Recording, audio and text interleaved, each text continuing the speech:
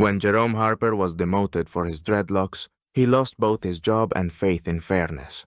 But his startup succeeded, and he returned as the new owner of the company that rejected him, firing those who had tried to break him.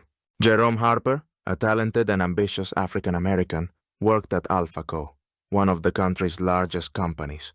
He had risen to middle management thanks to his performance and dedication. Colleagues respected him for his professionalism, leadership, and helpfulness. Yet Jerome knew he had to work twice as hard to prove his competence. His boss, James Howland, was a strict man who valued traditional corporate style, insisting employees adhere to specific standards.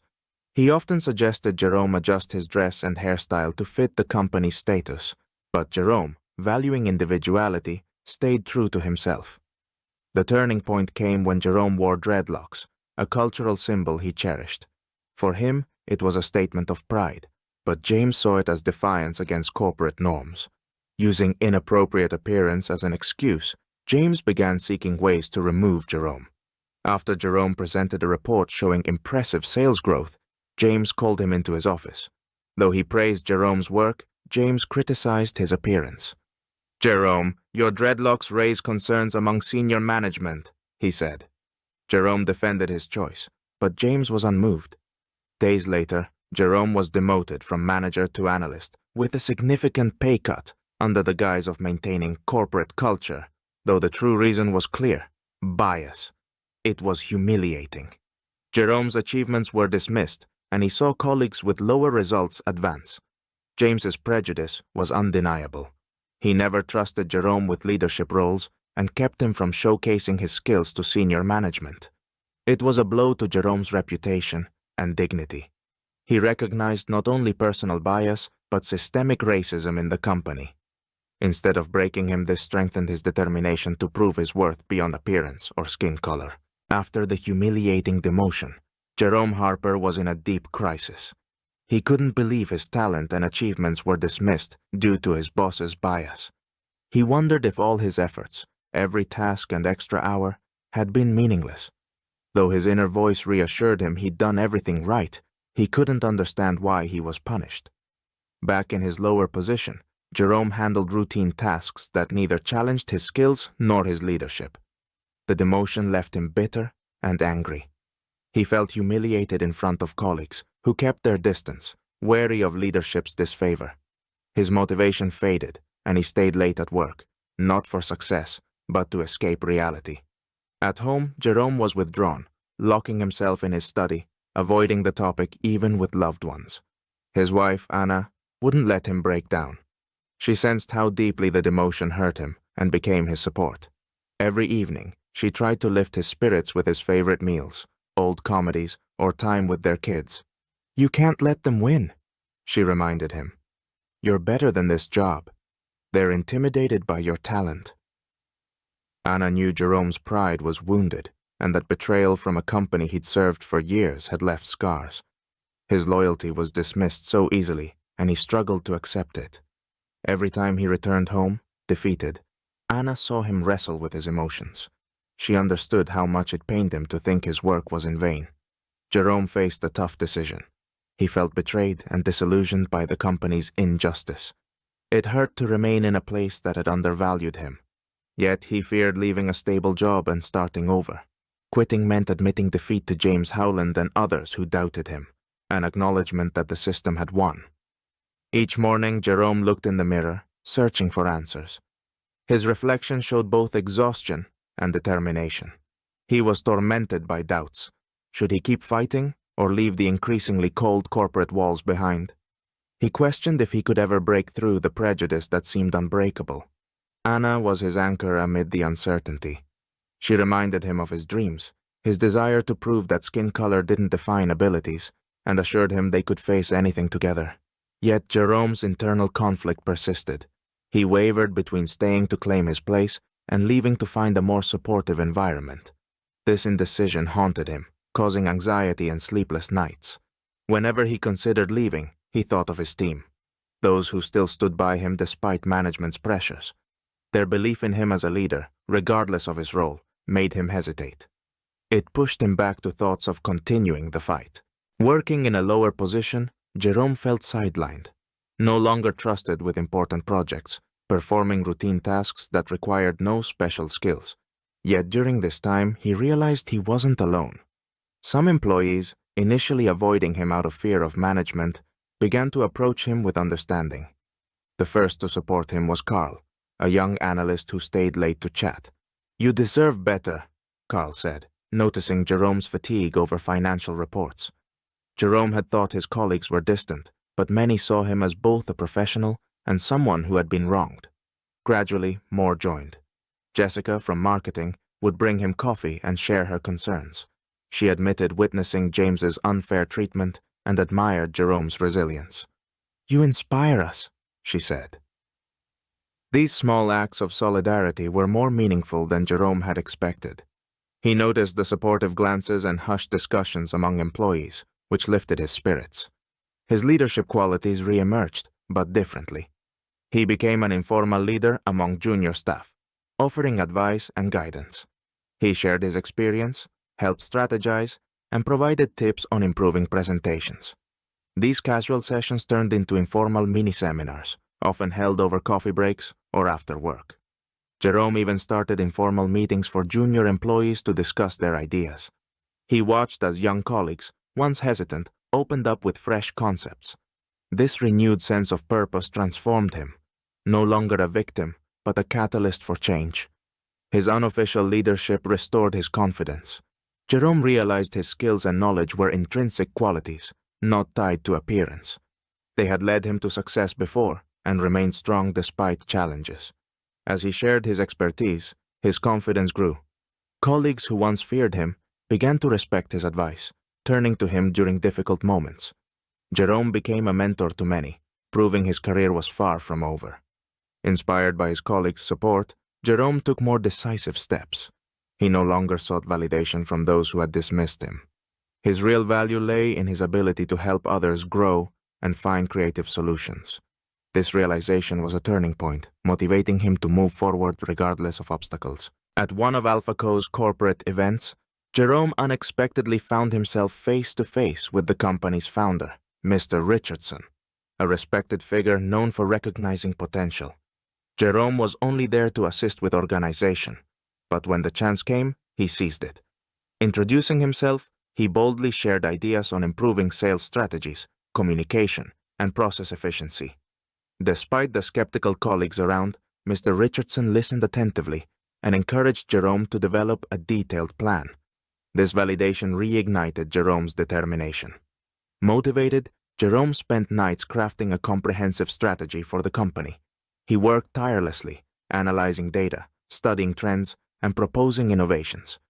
He knew it was his opportunity to prove his capabilities despite his recent demotion. Colleagues were skeptical, but Jerome pushed forward, supported by his wife, Anna, who understood his need to set things right.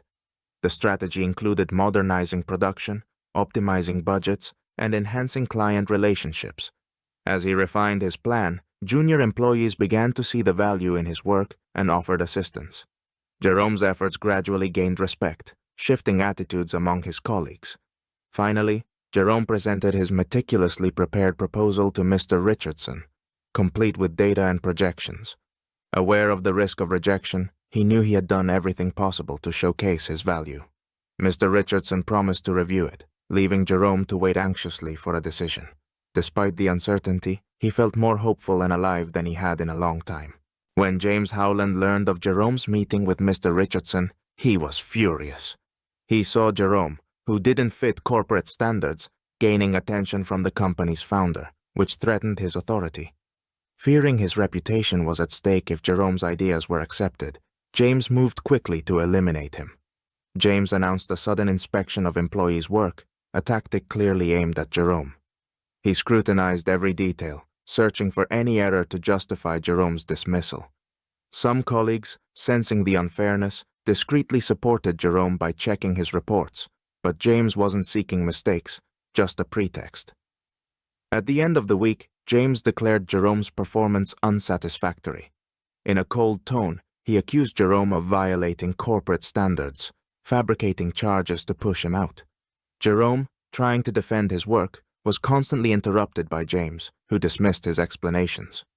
"You don't meet our standards," James declared, sealing Jerome's fate. Packing his belongings in front of sympathetic colleagues, Jerome was met with support. "It's unfair," Carl said, shaking his hand. Jessica, in tears, hugged him and thanked him for his impact. Though humiliated, Jerome realized he hadn't lost. His colleagues valued and respected him. Leaving Alpha Co., Jerome promised himself he wouldn't play by the rules of those who saw him as a threat. He was determined to start anew and prove his worth, knowing his skills deserved recognition. This wasn't the end, but the beginning of a fight to reclaim his dignity. After being fired, Jerome Harper faced a decision: move on or use his rejected ideas to create something new. He chose the latter. The strategy he had developed for Alpha Co. would not go to waste. If they didn't value it, he would bring it to life himself. Jerome sought out those who had experienced Alpha Co.'s unfairness, knowing some could become valuable allies. He held meetings in cafes, sharing his vision. Carl and Jessica were the first to support him, followed by others eager for a fresh start. The team grew with skilled individuals from marketing, sales, IT, and logistics, all energized and ready to prove themselves. Jerome became the leader they needed, inspiring with his clear vision. He used his savings and small investments to launch the company. The first months were tough. They worked from a small, rented office with tight budgets. Jerome focused on building a supportive, collaborative atmosphere. Flexible hours and an open culture encouraged everyone's best ideas. Their first success came from developing an intuitive project management tool, catching the interest of initial clients. As revenue began to flow, investors took notice. David Norton, impressed by Jerome's progress, decided to invest, allowing the startup to expand. This support was crucial, and the company's visibility grew. Jerome attended conferences, impressing investors and clients with his transparent business model and focus on innovation. They secured their first major clients, confirming that Jerome's ideas had real market value. Years later, the startup was a thriving success. They moved into a modern office, expanded their staff, and worked internationally. Their project management solutions became known for their intuitive design and adaptability. Jerome's leadership was widely recognized, showing that his rejected ideas were, in fact, valuable. Jerome's success story became a testament to the power of perseverance, proving that self-belief and the right support could overcome even the greatest obstacles. A few years after founding his startup, Jerome Harper's company was a market success, known for its innovative solutions. Meanwhile, Alpha Co., once a giant, was in crisis. Stagnant management, a lack of innovation, and outdated strategies led to financial troubles. Client losses and a stock plunge threatened its survival. Jerome watched closely, recognizing that Alpha Co.'s failure stemmed from the same management practices that rejected his ideas. When its stock hit rock bottom, he seized the opportunity. Jerome assembled a team of experts and prepared the proposal to buy Alpha Co., aiming to revitalize the company using his proven strategies. His plan included a significant investment, management restructuring, and an overhaul of internal processes. Desperate, Alpha Co.'s board considered his offer, aware of his startup's success. After weeks of deliberation, they accepted. Now the owner of Alpha Co., Jerome returned to the company that had once humiliated him. He immediately reorganized the management team, replacing those clinging to old methods with fresh talent eager for change. Many who had supported him in the past returned to join his mission. He modernized the company's business strategy, introduced new technologies, and optimized internal processes. His leadership fostered a culture of trust and respect, replacing the fear and tension that once dominated Alpha Co. One of his first moves was to remove James Howland, his former boss. This decision, though symbolic, was not out of spite.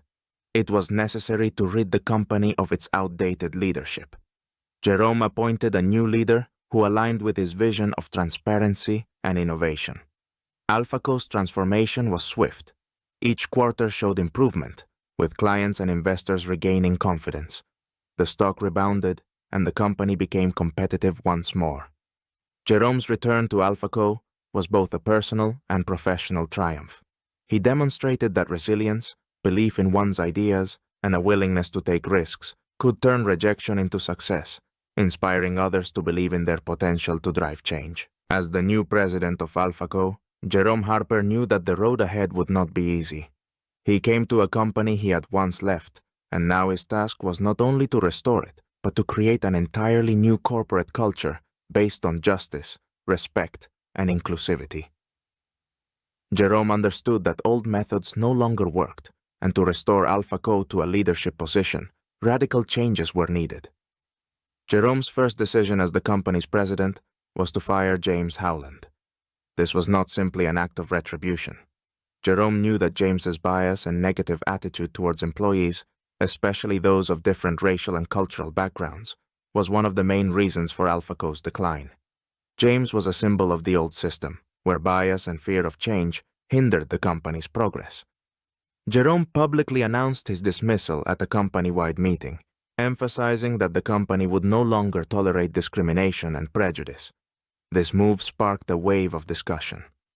Many senior managers close to James began to worry about their positions, while junior employees who had long felt the pressure of the old leadership breathed a sigh of relief.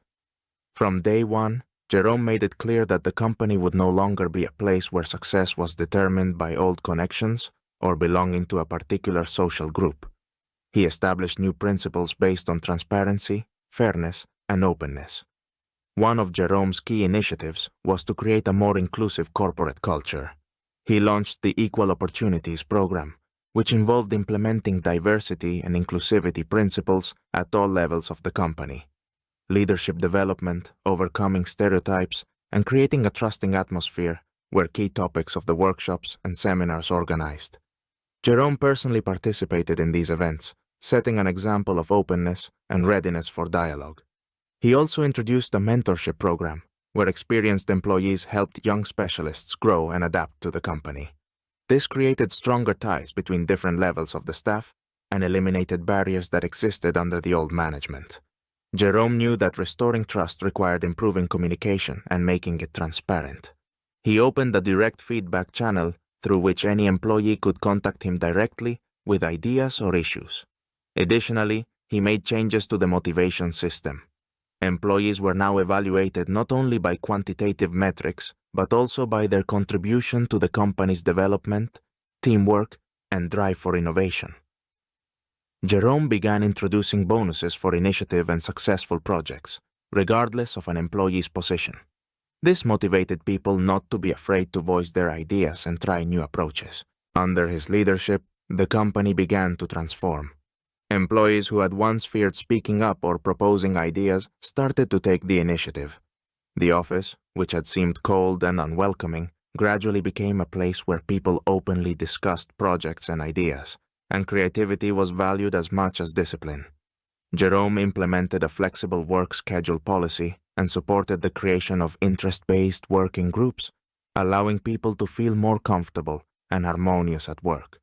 The company became more open and accessible to talented individuals from different backgrounds. Soon, AlphaCo began receiving applications from candidates who had previously never considered working there, viewing it as a closed club of the privileged.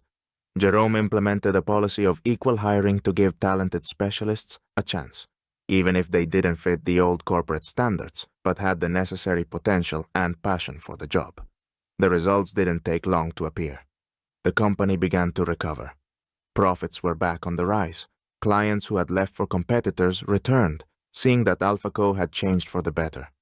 The workplace atmosphere became more friendly, employees took pride in their jobs, and staff turnover sharply decreased. Jerome saw how the trust and openness he was fostering started to bear fruit. With each successful quarter, Jerome proved that fairness and innovation could coexist.